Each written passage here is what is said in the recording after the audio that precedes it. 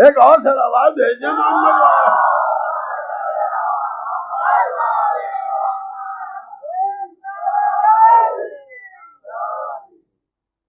اب میری منزل آ گئی۔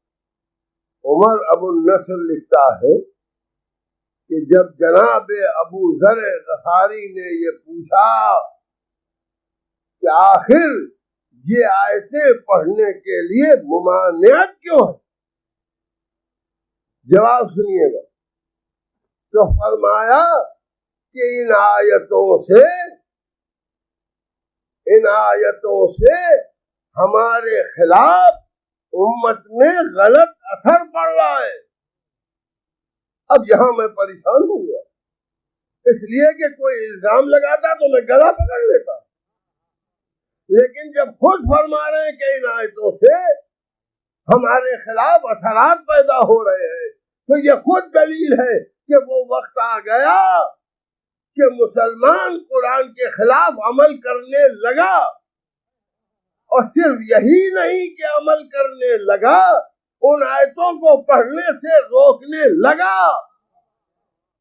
توجہ چاہتا ہوں، نکل جاتی ہے ابو ذر نے کہا ہم پڑھے جائیں گے اور یہی پڑھے جائیں گے، کہ آپ کو یہ نہیں پڑھنے دیں گے، کہ ہم یہی پڑھیں گے۔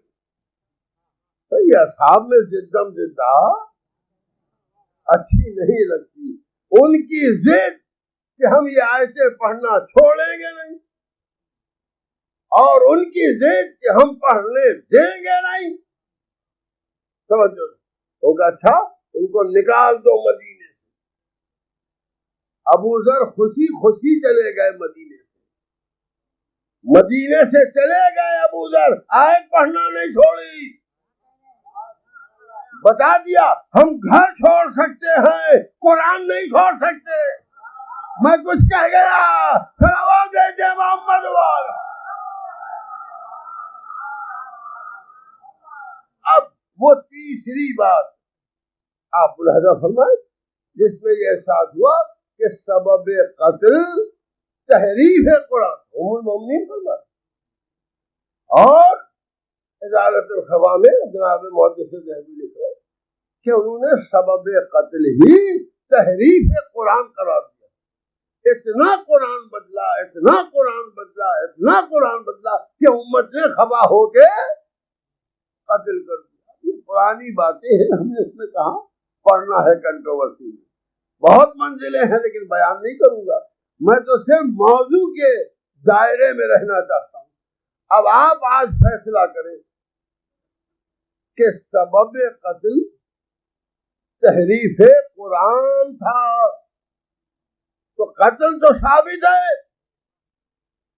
لیکن جب سبب قتل تحریف قرآن تھا تو اس کا مطلب یہ ہے کہ امت نے یا امت کے بعض لوگوں نے اس بنیاد پر قتل کیا کہ قرآن بدلا۔ توجہ چاہ رہا ہوں، اور اہل بیت کو اس سزا میں قتل کیا کہ قرآن بدلنے نہیں دیتے۔ صلوات بھیجے محمد والا۔ ایک اور صلوات بھیجے آپ محمد والا۔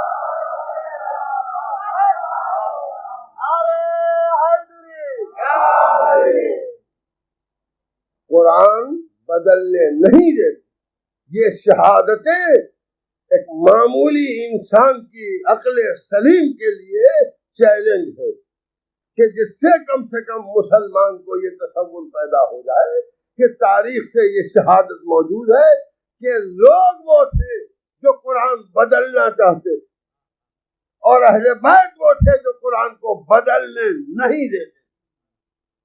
کیوں؟ آل محمد سے دشمنی ہوئی، اس کا سبب بھی معلوم ہو گیا کہ نبی نے کہا تھا ان کی جنگ تعویل پہ ہوگی، نبی تو تعویل کہہ رہے، یہاں معلوم ہوا تحریف ہی پہ ہو گئی۔ صلوات بھیجے محمد والا۔ اب مجھے آپ کی خدمت میں یہ عرض کرنا ہے کہ یہ حوالے یہ بتاتے ہیں کہ اس وقت کے ماحول میں قرآن مجید میں رد و بدل کی صحیح پیہم کی جا رہی. اب آپ مجھ سے سوال کریں گے, مجھے معلوم ہے کہ جب آپ ہی اپنی زبان سے یہ پڑھ رہے ہیں کہ انہوں نے یہ کہا, انہوں نے یہ کہا, انہوں نے یہ کہا کہ اس آیت میں یہ تھا, اس آیت میں یہ تھا, اور انہوں نے کہا کہ یہ صفوف اول بھی تھا, انہوں نے کہا غیر المغضوب علیہم وغیر الضالین بھی تھا, تو اب تو نہیں ہے, اب تو نہیں ہے. تو آپ مانتے ہیں روایات کو؟ نہیں, ہم نہیں مانتے, ہم نہیں مانتے, نہ ہم پر ماننا واجب ہے. آپ بتائیے اب مانیں گے کہ نہیں؟ بولیے. ہم نے کہا صاحب ام المومنین فرما رہی ہیں, کیسے نہ مانیں گے؟ مگر دوسری مشکل یہ کہ جن کے یہ فرما رہی ہیں ان کو بھی مانتے. تیسرا مسئلہ یہ ہے کہ خدا بیچ میں بیٹھا ہوا ہے, لہو لحافظون, ہم اس کی حفاظت کرنے والے ہیں. تو یہ کیسے بچا قرآن؟ اب ہم کیا پڑھیں؟ ہم پوچھیں علماء اہل سنت سے پوچھیں کہ ہم سورہ الحمد میں غیر المغضوب علیہم ولا الضالین پڑھیں یا غیر المغضوب علیہم غیر الضالین پڑھیں؟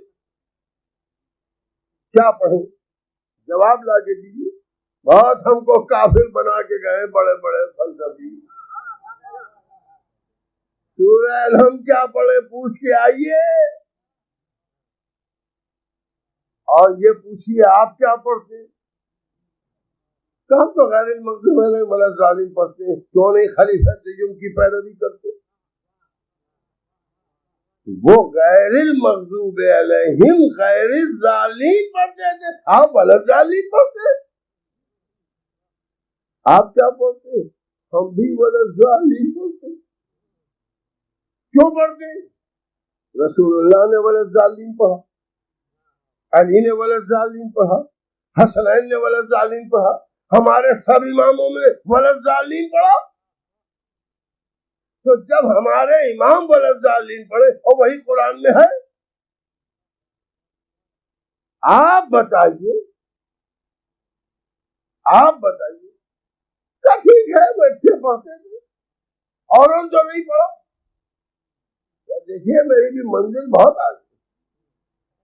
تو آپ ہاتھ کیوں باندھتے ہیں؟ ہاتھ کیوں باندھے؟ رسول اللہ نے باندھے نہیں باندھے, پہلے خلیفہ نے باندھے نہیں باندھے, کس کے حکم سے باندھتے؟ کیونکہ جب خلیفہ تیوب کے زمانے میں ایرانی گرفتار ہو کے آئے تو وہ دربار میں ہاتھ باندھے کھڑے تھے. تو خلیفہ تیوب نے پوچھا تم لوگ ہاتھ کیوں باندھے ہو؟ تو ہمارا دستور ہے کہ جب کسی حاکم یا بزرگ کے سامنے جاتے تو ادباً ہاتھ باندھ دیتے. تو کہا بڑا اچھا دستور ہے, لہٰذا آپ نماز میں ہاتھ باندھا کرو. تو جب ہاتھ باندھیے تو غیر الضالین بھی پڑھیے.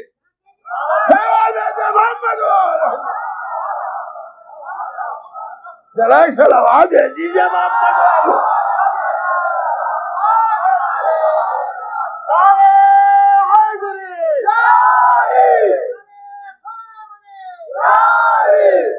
اگر نماز میں خلیفہ دیوم کی پیروی واجب ہے, ارے ہاتھ واد میں کیا رکھا ہے؟ اصل تو تلاوت ہے. تو کبھی ہم تو ولا الضالین ہی پڑھتے, تو پڑھتے وہی ہیں جو علی پڑھتے تھے. محمد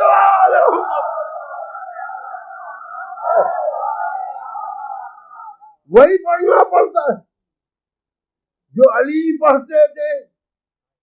تو تلاوت میں علی کی پیروی اور شکل نماز میں خلیفہ دیوم کی پیروی.